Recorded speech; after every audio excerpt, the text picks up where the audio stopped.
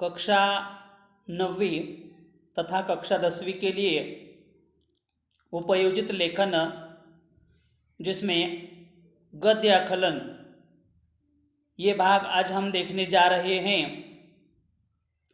प्रश्न पत्र में प्रश्न 5वां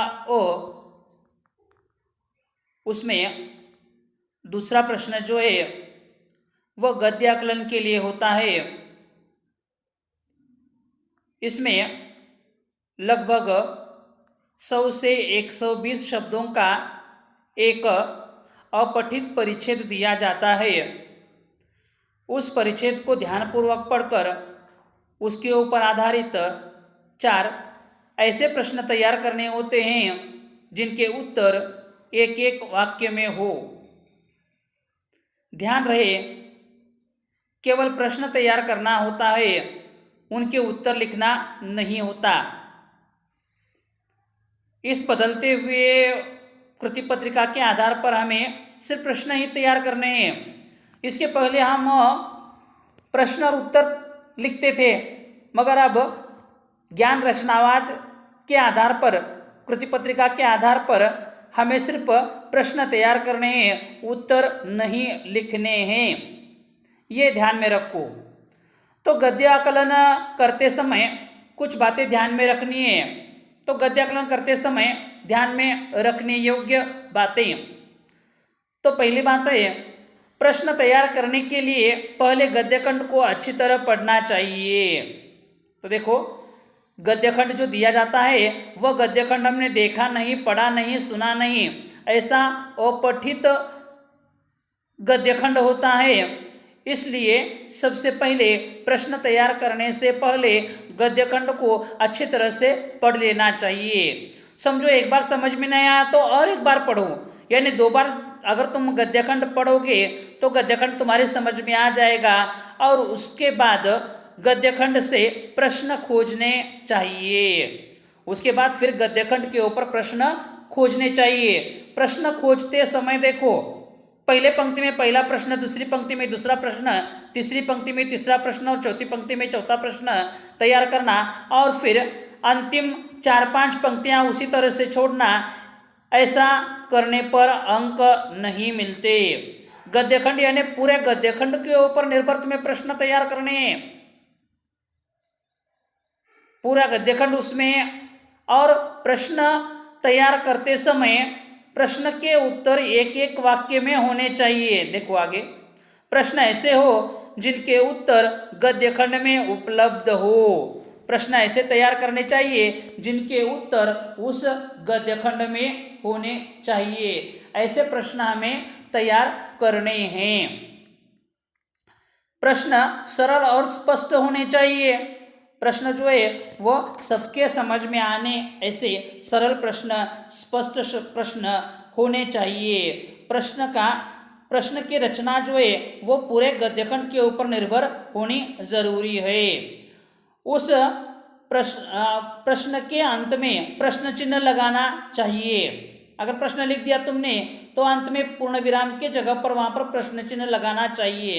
यानी इन्हीं बातों को ध्यान में रखकर अगर तुम गद्यखंड लिखोगे तो तुम्हें गद्यखंड में प्रश्न लिखोगे तो तुम्हें 4 में से 4 अंक आराम से मिलेंगे।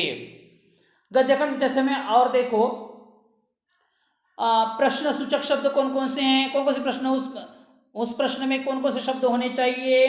कितना, किसका, कौन सा, कौन से, कौन सी, कैसे, क्यों, क्या, कहाँ, कब, कौन, ये प्रश्न उनमें होने चाहिए। ये प्रश्न सूचक शब्द है।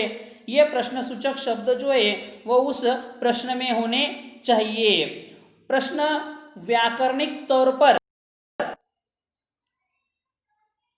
व्याकरणिक दृष्टि से परिपूर्ण ऐसे प्रश्न होने चाहिए। प्रश्नों की रचना जो है वो व्याकरणिक दृष्टि से परिपूर्ण होनी जरूरी है। अगर ऐसा गद्यखंड के प्रश्न के उत्तर लिखोगे तो तुम्हें 4 में से 4 अंक आराम से मिलेंगे। अब उदाहरण के तौर पर एक गद्यखंड यहाँ पर मैं दिखाता हूं। देखो, प्रश्न पत्र में प्रश्न इस तरह से आता है, निम्नलिखित गद्यखंड पढ़कर ऐसे 4 प्रश्न तैयार कीजिए जिनके उत्तर गद्यखंड में एक एक वाक्य में हो। ऐसे प्रश्न तैयार करने गद्यखंड में ढूंढकर कि जिन प्रश्नों के उत्तर एक एक वाक्य में हो और उस गद्यखंड में उसके उत्तर हो, ऐसे प्रश्न तैयार करने हैं। तो उदाहरण के तौर पर यहाँ पर एक गद्यखंड है, मैं पढ़कर सुनाता हूँ और नीचे प्रश्न भी दिए हैं। देखो, पुस्तक का मानव जीवन में बहुत महत्व है। मानव ने सर्वप्रथम पुस्तक का आरंभ अपने अनुभूत ज्ञान को विस्मृति से बचाने के लिए किया था। विकास के आदिकाल में पत्ते, ताड़पत्र, ताम्रपत्र आदि साधन इस ज्ञान संग्रह के सहायक रहे हैं। ऐसा पुस्तक का इतिहास स्वयं बताता है। पुस्तकें मानव को अपना अनुभव विस्तृत करने में सहायक होती है। साथ ही उन्होंने अपने पूर्वजों के सभी प्रकार के कृत्यों को जीवित रखने की जिम्मेदारी भी संभाली हुई है। आज के युग में प्राचीन वीरों, धार्मिक महात्माओं, ऋषियों, नाटककारों, कवियों आदि का पता हम इन्हीं पुस्तकों के सहारे पाते हैं। पुस्तकें ही अंतर्राष्ट्रीय विचार क्षेत्र में विभिन्न देशों के दृष्टिकोणों को एक आधार पर सोचने के लिए बाध्य करती है। ऐसा यह गद्यखंड है।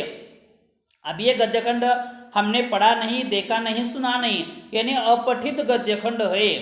अब इस गद्यखंड को पढ़ना है और इसके ऊपर निर्भर ऐसे 4 प्रश्न तैयार करने हैं जिनके उत्तर एक एक वाक्य में हो और उनके उत्तर जो है वह गद्यखंड में उपलब्ध होने चाहिए।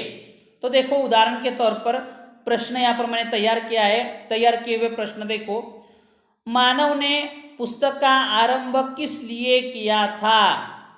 उसका उत्तर उसमें देखो, गद्यखंड में उत्तर लिखना नहीं है मगर उस गद्यखंड में उसका उत्तर है। देखो, मानव ने पुस्तक का आरंभ किस लिए किया था?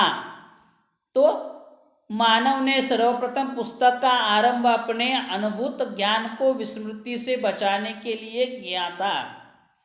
अपने अनुभूत ज्ञान को विस्मृति से बचाने के लिए किया था, यानी एक वाक्य में उसका उत्तर है।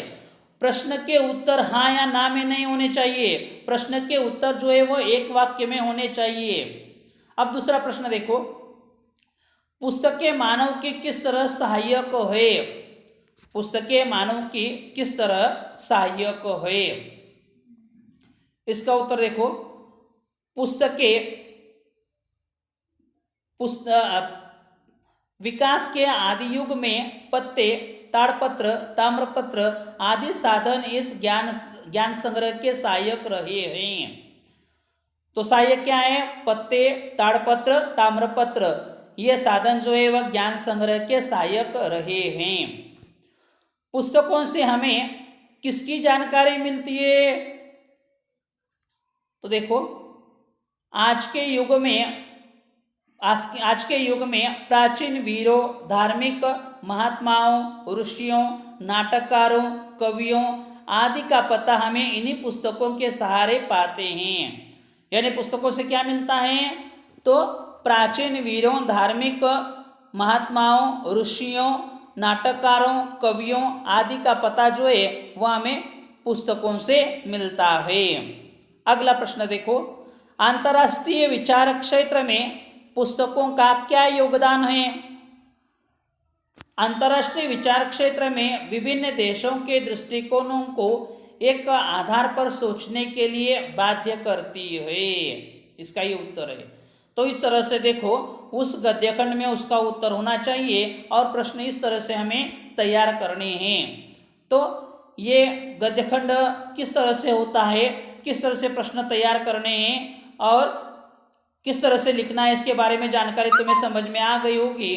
तो छात्रों, इस तरह से आज का ये गद्य आकलन जो भाग है वो आपके समझ में आ गया होगा। अगर नहीं समझ में आया तो फिर से ये वीडियो देखो, आपके समझ में ज़रूर आ जाएगा। तो छात्रों, धन्यवाद।